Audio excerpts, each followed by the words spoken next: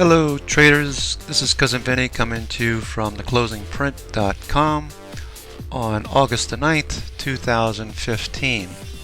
In this video we're going to cover the indices which all failed miserably this past week. You can see the statistics at the top line. The New York Stock Exchange Composite is about 6 points off of a 50-200 cross. We'll talk about that. Tick and Tick Q are both headed lower. NYSE and NASI are both headed lower.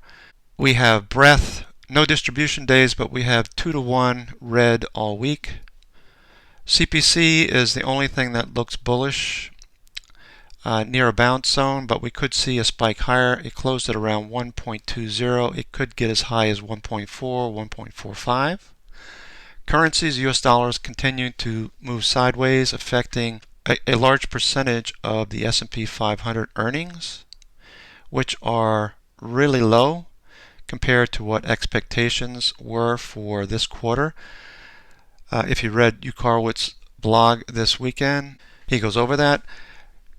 We have bonds, yields are lower, so TLT is higher on the daily as well as the weekly. Commodities, we have crude oil lower, nearing the March lows, and we have copper, gold, silver weaker as well. All commodities look pretty bad. Volatility, we have VIX at 13.28. It's mid-range to low. We could see a move lower as well as a move higher in the VIX over 20, which would create a lot more fear. And then we'll look at some IBD50 observations on the new list. Here is a chart of the New York Stock Exchange Composite 2,000 stocks that you should be paying attention to, in my humble opinion. We have the 50-period moving average about to cross the 200, and we noted previous occasions where that occurred back in 2011 and again in 2012. We haven't seen a cross of the 50-200 since that time. So I would keep an eye on this for further continuation on the indices lower unless we see a bounce this week. I don't know what the catalyst would be, but we need something make the current market look more bullish. Otherwise, we're probably going to see lower prices. Looking at the S&P 500 as well, we noted that we saw a hanging man. We put a hanging man in on Monday. Tuesday, Wednesday we saw a little bit higher prices. We put in a shooting star, and then Thursday and Friday, of course, we saw lower prices. So we have a hammer on the 200 period moving average. The number of times we continue to do that acts adversely, obviously, to resistance to a downside move. Note where MACD is. We're down below the zero line now. This could continue to move lower when everybody is expecting to see higher prices this week. Looking at a chart of the spiders, very similar look to the index. However, we do have a trend line of these lows connecting to the low on Thursday, and this hammer actually being rejected. Now, this is purely subjective, but definitely something to keep an eye on. The 10-period EMA is headed back down, crossing the 50 right here, and of course we have the 200 period below. Slow still continues to move lower. We had a little turn on Friday, and MACD is below the zero line.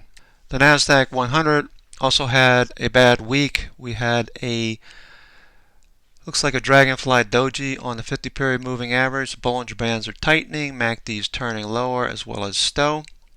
We got to watch the leaders in the group: Apple, Amazon, PCLN, Google, etc., for further weakness or strength. Note the volume by price bar here. If we drop down below this, we could run a little bit lower. The 200 period moving average is down here at 4,362.63. Okay, I don't think anything like that would happen, but if you look at this as a broadening pattern or these lower lows, we need to hold this level here to remain bullish. Dow Industrials Daily, we also had the same chart with regard to a 50-200 cross. We're not that far off. You can see here on the blow up that we're within 20 points, 22 points of a cross of the 50-200. We noted the previous occurrences in 2011 and 2012 here as well. We came close at 2012 and close again on 2013. However, we did not cross. So we could conceivably turn back up quickly. I don't know what the catalyst would be, but earnings sure aren't one of them. And last, we can look at the Russell 2000 small caps. If you extend these trend lines, we can see a descending wedge, descending channel. If we manage to get back up to the 1245, 1250 level, slow stow is moving lower, and MACD is firmly below its signal line and the zero line. So that's looking very bearish at the present time. And the last index, which is the S&P 1500. This is the high-low percent. You can see that we're on a sell signal as of Thursday, Friday. Monday we dipped down, and Tuesday, Wednesday we popped up and reversed that signal. We're at the lower Bollinger Band, same hammer at that Bollinger Band. The thing to keep in mind is this is the S&P 500 big caps, the mid cap 400, and the S&P 600 small caps. So for all three to be on a sell signal, that is significant. We have this ascending trend line, and we have to be concerned about either a bounce this week or a move lower for the S&P 1500. Okay, let's take a look at some of our indicators. Tick cumulative on the daily is definitely moving lower after an attempt to move higher. This little peak we saw back on July 20th, and we're presently moving lower. Tick cumulative is showing signs that institutions' sentiment is bearish towards the markets at the present time. Tick Q for the NASDAQ composite, we see the same thing, a steeper trend down as prices continue to move off the lower Bollinger Band. We close a little higher, but I would expect to see further weakness if this indicator doesn't turn back up this week and we see institutions continue to participate on the bullish side this week after this move lower. Looking at breadth, NAMO for the NASDAQ McClellan oscillator, purely negative continuation on the breadth side, and we see prices off of the highs as well, and NASI continues to move lower. NYMO, we started to dip back down after a brief high at 1867. We crossed back down through zero. We were watching this all week. We're putting in lower highs on the NYA, as you would expect, and we see NYSE NYSI crossing back down after a brief move higher in the middle of the week, as we thought we might see with the quick turnaround in the NYMO intraday. VIX also hit a low on Wednesday, dipped back down below 11. That seemed a little suspect, but it is what it is. We have this bounce higher, and we're still not anywhere near an extreme level or showing any signs of fear. If anything, we're moving back down, and we're headed back down towards the red zone. So we could see a little brief pop back up and then a move back down to create some real fear if VIX pushes back into the green zone and hits a level like 20. Breadth continues to move lower on the all common stock advanced decline, as well as the more common NYAD advanced decline. We can see that we're continuing to move lower and diverging further away from price, where we were paralleling price most of 2014 and 2015. Prices went sideways, and then we saw advanced decline moving lower and diverging away from price. And the only thing that really looks bullish for the most part is CPC. We hit a little peak around 130 last Thursday, dipped down on Friday.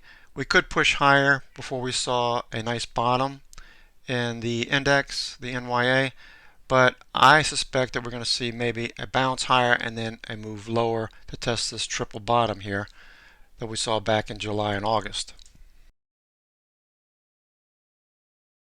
Looking at the US dollar for a moment, we broke out of this triangle pattern continue to move higher. Prices are holding the 10-period EMA, so that now if we connect the highs, we have an ascending wedge that we're dealing with. Prices could fall off here. If the Fed does raise interest rates, that usually adversely affects the dollar. So if you're looking for a way to trade, we could look at the US dollar as a short, and you could use some of those reverse funds for that purpose. Of course, as the US dollar continues to gain momentum and move higher, we are going to continue to see weakness in copper as well as gold, which we're looking at this rejection at the 10 EMA, descending 20 and 50, and MACD firmly below its zero line. It is crossing back above its signal line, so we need to keep an eye on that. Perhaps a move up to this area around 1140, 1130, and it gets rejected and moves lower, unless the US dollar moves lower with a rate increase by the Fed. So crude is also moving lower out of this channel. We thought we'd have a cup and handle here. That broke down back in early July, late June. Now we're testing the lows that we saw back in March. So with these lower prices, the energy sector is getting smacked around. Earnings for those companies in this sector are affected by the higher US dollar and, of course, lower crude prices.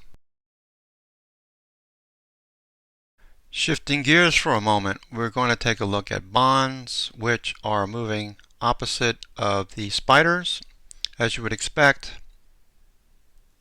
We want to keep an eye on these as the 20-year Treasury bond has broken above the 200-period moving average and out of this descending wedge or descending channel. And we have these volume by price levels to deal with overhead at around 127, 128.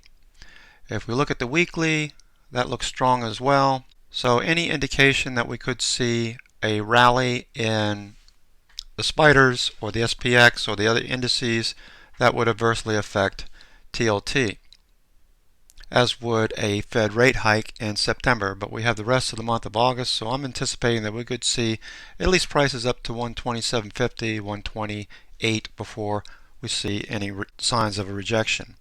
Here is a chart of the SPX to UST or UST to SPX, the bond stock ratio. As we continue to climb higher, and we have the 50-period moving average underneath price, we see a flattening of the curve of this ratio between the 10-year and the S&P 500.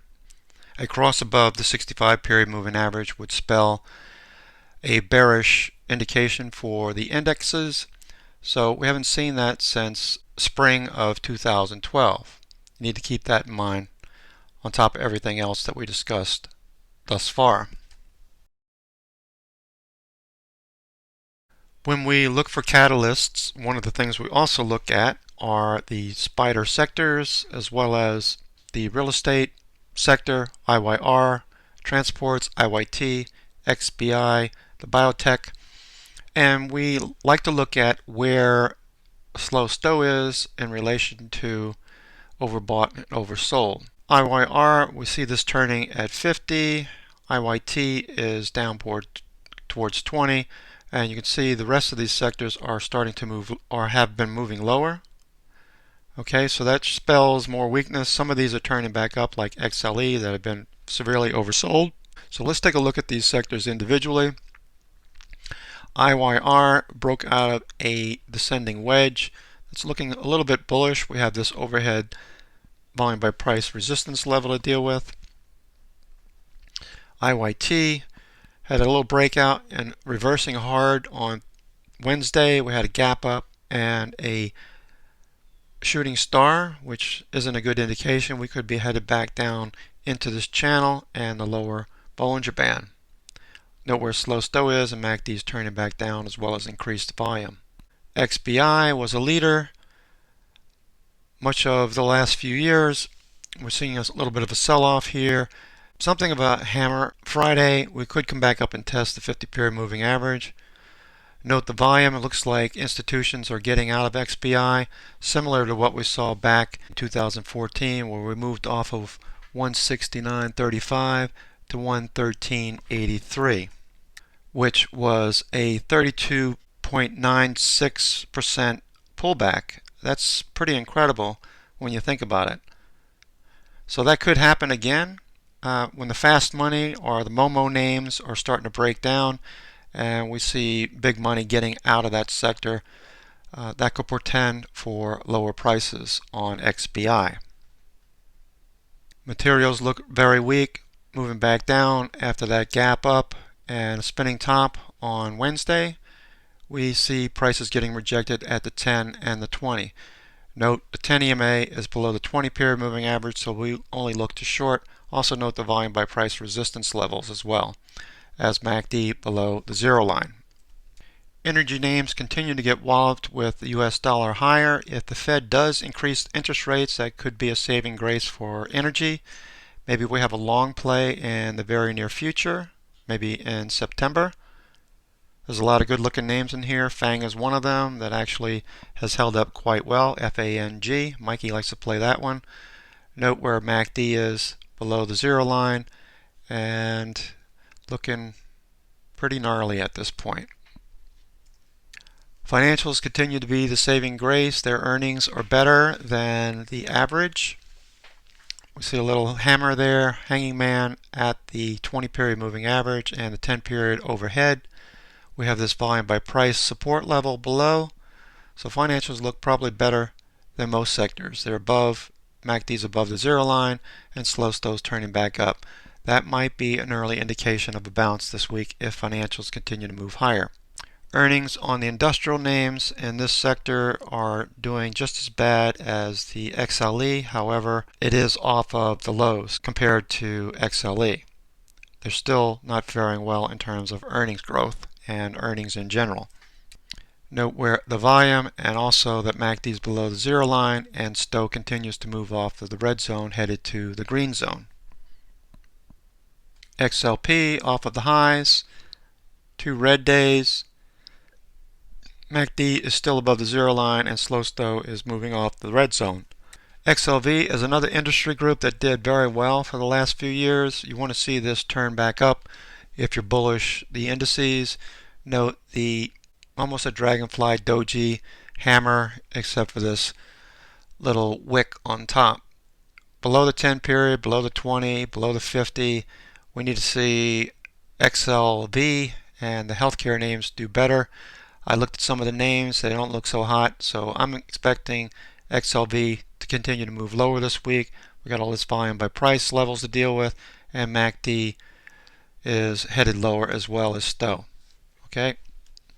Cyclicals are looking weak as well. We have this volume by price support level down here around 77, so we could see some more weakness early in the week. MACD is turning down, slow STO is headed towards the green zone. We could see some support in the near future. The chart I like to look at when thinking about the economy doing better, as you would expect, when this ratio is dropping, that's telling you that consumer cyclicals are outperforming staples, and what you want to see in an improving economy. You can see the S&P 500 behind how quickly it accelerated when we saw cyclicals outperforming. Now we have the opposite. We have staples outperforming, even though we had those 2 red candles Thursday and Friday. XLY is also underperforming. So this looks like it's breaking higher. If this does continue to move higher, this is a bad omen for the indices. Okay, so let's take a look at the IBD50, the new list. There are 1, 2, 3, 4, 5 new names: CMG, ENDP, HA, Hawaiian Air, Hawaiian Holdings rather, Stars, Constellation Group, EBIX. That's it. 1, 2, 3, 4, 5. Okay, so let's take a look at some of those names. CMG was hell-bent moving higher this past month into August. We're looking for a flag now. ENDP, pharmaceuticals, remember XBI and XLV, not looking so hot. Had a good day on Friday. Did see some buyers step in near lows. We have these volume by price levels to deal with. Slow STO is turning. We don't see MACD turn back up. Perhaps we'll see a follow through back and test this 88 54 level in the near future. EBIX is also looking kind of interesting. We had a gap up on Friday, show some lows, then close back up near the highs of Thursday. So that's kind of interesting weakness that stepped into that stock. That would be the only thing that would keep me out of it. Presently, we do have volume by price support here, so maybe people got a little nervous. Nice volume on Friday, slow turning back down, MACD above the zero line. EBIX, first time it's been back on the list in a long time. Hawaiian Holdings, and the airline's name, if the US dollar does start to move lower, I would expect to see oil prices and commodities moving higher, which would adversely affect Hawaiian Airlines. We'll keep an eye on that. Back in mid-2014, an activist investor got involved in this name, and we saw prices quickly appreciated. Now we moved sideways and really haven't gone anywhere for the majority of 6 to 7 months. Volume's looking interesting. Slow is overbought, and MACD's trying to get back above the zero line. Constellation brand is back, STZ. It's in the consumer staples, distillers, vintners, but remember these guys usually do better during the summertime months. Not surprised to see this Bollinger Band squeeze breakout. We're above volume by price levels, no overhead supply. MACD above its zero line, showing bullish momentum, and Stowe is overbought. I would like to see a flag, perhaps down to 122, or even sideways consolidation of current gains, and let the 10 EMA catch up. Keep an eye on this one. This could be interesting towards the end of the week. Names that were on last week's IBD50 list that are still looking good. Remember, this is ICLR, Icon PLC in the healthcare providers group. One of the names that's bucking the trend, remember XLV is moving lower, as well as XBI. This one moved higher, and we have a flag developing, which is what we've been looking for. Let the 10 EMA catch up, and we could certainly trade this one higher if we can get MACD and slow Stowe to stay bullish. CyberArk continues to move sideways. Note this very large volume by price band, where price action has been most of the time moving sideways. We get back above this level here, this could break out and move higher. Note we have very narrow Bollinger Bands. Prices contained underneath the 50, the 10, and the 65. Period moving average, the brown line. Slow Stowe moving higher. MACD trying to get back above its zero line. VDSI had bad earnings a few weeks back. They dropped off the IBD50 list. This one stayed on. We'll keep an eye on this as a possible play in the near future. Paycom also staying on the list. A nice little flag developing here. 10 EMA turning up. Note the volume by price levels. Check all of the earnings on the dates on all of these names. Slow Stowe and MACD looking very bullish. Watching what Slow Stowe's doing up here. MACD continues to move higher, and we see increased volume. This one could break out of this flag and start heading towards the 40 range. SCI Service Corp staying on the list. Nice little flag breakout. This is what we're looking for to happen on ICLR as well as Paycom. A nice little flag and a breakout would be what we were looking for. Won't chase this one. If this flags again like it did previously, after this break higher, move sideways, we might try to catch this name in the week ahead. Note MACD and Stowe looks very bullish, as well as volume. There's no overhead supply up here, so this name could continue to move higher unless the indices do something stupid this week and move lower. Tesoro moving higher in the exploration production group. Despite the weakness in XLE, this name continues to move higher. Note the narrow Bollinger Bands. I believe Vinky was looking at this name a few weeks ago. Looking pretty good. Came down to the 20, stayed above the 10 EMA. Prices are above the volume by price support levels. This looks bullish no matter how you look at it. MACD turning back up. Slow Stowe in the overbought zone, but volume continues to increase, and this name just continues to look bullish. TSO. Financial Administration, TSS, I believe these guys do credit card payments. Looking good, staying above the 10 period EMA. This looks like a continuation this week. Slow Stowe and MACD looks like it could hesitate. Maybe we'll wait till Tuesday, Wednesday and revisit this name, TSS. Visa also looking kind of interesting. Holding right at the 20 period moving average, stay closed right at the 10 period EMA, which was just overhead. We have this volume by price support level. If we do see a pullback to breakout, I'd be buying that name around 71, 72 if that should happen. Slow stow is oversold, and MACD turning down, but should turn back up. Note the histogram is already starting to put in shorter bars. There's a lot of other names on the group, but I'm only looking at names that look somewhat bullish or very bullish. AMBA continues to move sideways, holding the 20 period moving average, volume by price, and the 50 period and other moving averages are moving up. The 10 period is overhead. But all in all, this name continues to hold very good relative strength. Looking for MACD, note the shorter histogram bars starting to head towards zero. This one could start to get moving this week if the indices cooperate. Okay, so this is Cousin Vinny coming to you from theclosingprint.com. For you new traders, be sure to check out these top 5 or 6 videos, which will give you a better edge on understanding the markets, taking setups, and where to position yourself for the highest risk reward on your trade. In addition, if you don't subscribe to the blog, this is a spam-free site. Enter your email address in here and you can get these delivered to your email every day. You'll note my tweets are here, the watch list for the week or the day. You can just scroll down through these, keeping track of the trades that we're looking at, whether they're high tight flags or Bollinger Band setups. It's also a place for me to document the trades and thoughts going into the weeks. So I hope this helps. Take care. We'll talk to you on the stream on Monday.